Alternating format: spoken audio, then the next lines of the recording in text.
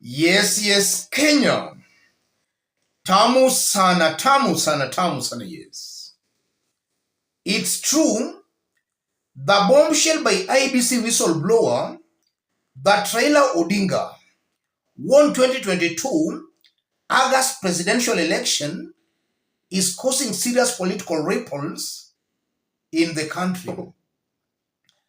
A notion had been created that Kenyans had moved on from the August election. In fact, it's only William Ruto and Rigathi Gachagua and some of their allies who have been talking on how they won 2022 August election. It's William Ruto and his team who are still stuck on the August election. And in fact, just some few days before the bombshell, William Ruto had actually opened new wounds by congratulating Chebukati, Gulie, and Boyamulu that they stood firm and rejected any attempts by Uhuru Kenyatta's government to rig the election.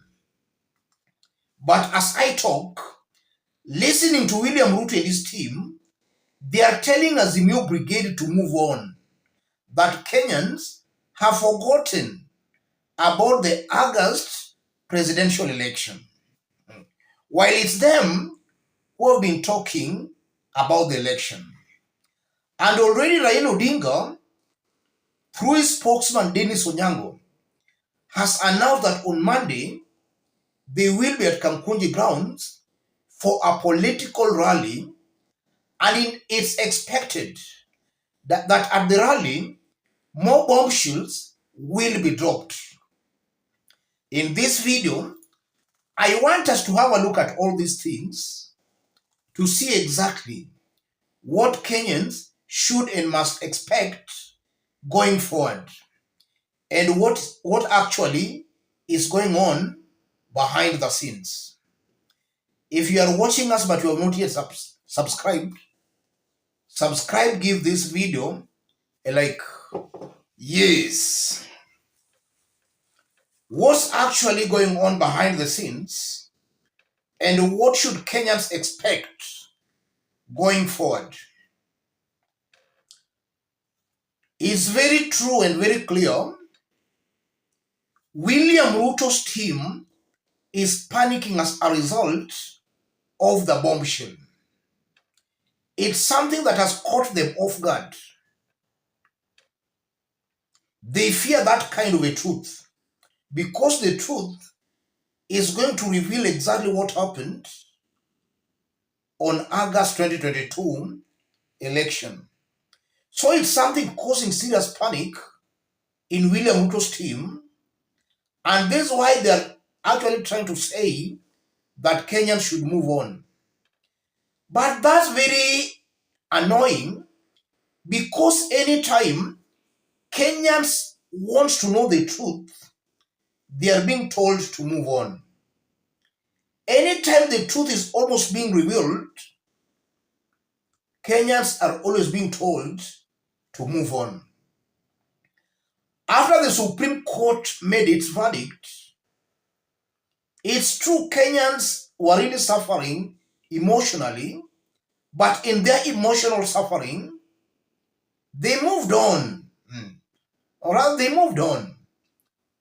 As they were moving on, William Ruto and his team were consistently reminding them on how they won 2022 presidential election. And William Ruto and Rigathi have been consistently talking about Uhuru and Raila Odinga, talking about the handshake.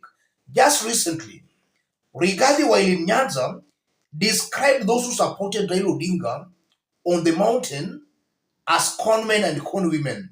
So they've been stuck there. So as Kenyans are also trying to know, or as the truth is almost being revealed, Kenyans are being told to move on. I think that's enough. Enough is enough. Kenyans must demand to know exactly what happened in the August presidential election. so that in the coming elections, things like this should not repeat themselves. Because it's clear that if Kenyans are denied that opportunity of knowing what happened in August, I'm very sure that come 2027, Kenyans will still be in the same kind of a situation. The same kind of a situation. So it's better this thing is addressed once and for all. IEBC, William Ruto and his team, if they are sure they won the August election, let them open the servers. And just as Martha Karua said yesterday, let Kenyans settle this thing once and for all. Let the servers be opened for Kenyans to know who won the election. Let the servers be opened. And also looking at it very keenly, I'm seeing a Raila Odinga brigade who is going to pile a lot of pressure on this government. And that pressure eventually might lead to a handshake. That's also a possibility. I'm not saying that there will be a handshake, but there is a possibility that if Raila and his team pushes it to the limits, William Ruto and his team will have no other option but to beg Raila Odinga and his brigade for a handshake to bring the country together. Because it's clear, if nothing is done, then this country, only a part of the country is actually benefiting from the goodies from the government in terms of appointments and even in terms of allocation of jobs, government jobs. It's clear only a small section of the country is benefiting.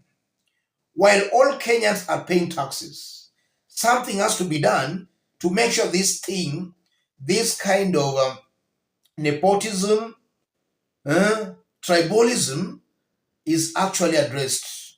And this is why I still maintain and I believe that the best option for the Azimio Brigade right now is for them not to actually be taken back. They should continue pushing it to the limits. If they relax a bit, William Ruto and his team will just continue with business as usual. So in the coming years, in the coming election, in fact, election will just be a formality. Kenyans will just be going to vote as a formality. This is why it must and should be addressed. And the whistleblower, in my honest opinion, Kenya needs such kind of individuals. Kenya needs such kinds of individuals. Individuals who are out to let the truth be known. I think Kenyans need such kinds of individuals. And even before I conclude, if you look at the Chebukati team, I personally believe that Chebukati, Gulie, Boyamulu, and to a larger extent, the 7 Supreme Court judges, in my honest opinion, those are individuals who are not fit serving in any public office. So for there to be a very meaningful change in Kenya, Azimio leadership should also demand for the 7 Supreme Court justices to also quit, because those judges are the biggest impediment to any progress Kenya can make. Because if Kenyans, or rather if there is a disagreement, it's the judiciary that Kenyans will run to. But if already there is a ceiling, a corrupt ceiling at the top, then it's almost very certain and very clear that that can lead to anarchy. Where now Kenyans strongly believe that even if they go to the judiciary, they will not get justice. So as the top leadership should also demand for the 7 Supreme Court justices to also quit office, for they don't deserve to hold any public office. Chebukati, Gulia, and Boya Mulum, in my honest opinion again, are not fit to hold any public office. Because from the look of things, it's clear William Ruto's government might try giving them jobs in the government. That is just a way of encouraging impunity. It's no longer about Raila Odinga, it's about Kenyans. Kenyans should not actually sit pretty as they embrace impunity. Before it actually grows bigger or even stronger, Kenyans should deal with it, or rather should nip it at the bud. I still believe that it's something that Kenyans can still do. They can stop this. Let me leave it there. If you have not yet subscribed, kindly subscribe. If you want to support our forum, I've pinned my number on the comment section. Contact me through the number. Let's meet in our next analysis.